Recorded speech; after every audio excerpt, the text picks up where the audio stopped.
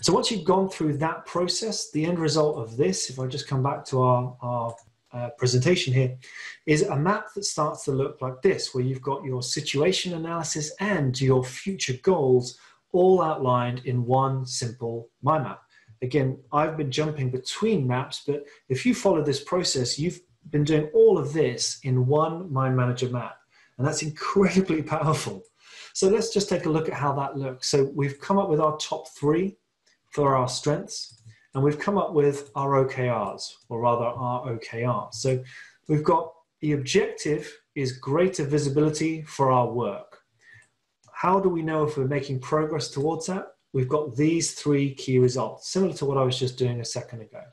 What we've also used here is this ability in MindManager to roll up these things. So what you'll notice here is I've got the progress icon here and here. Now, importantly, when I start to tick off progress, we get 1 press article done. Maybe our website visits is up 5%, so we're halfway there. Social media, maybe we're 3/4 of the way. You'll notice the objective here starts to tick over as well.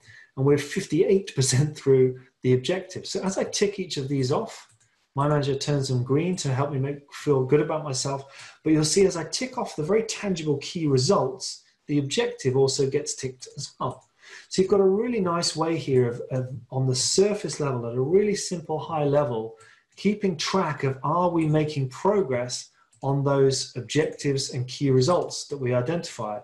So under our weaknesses, we've identified a top 3 as leadership clarity, systems training, and office location.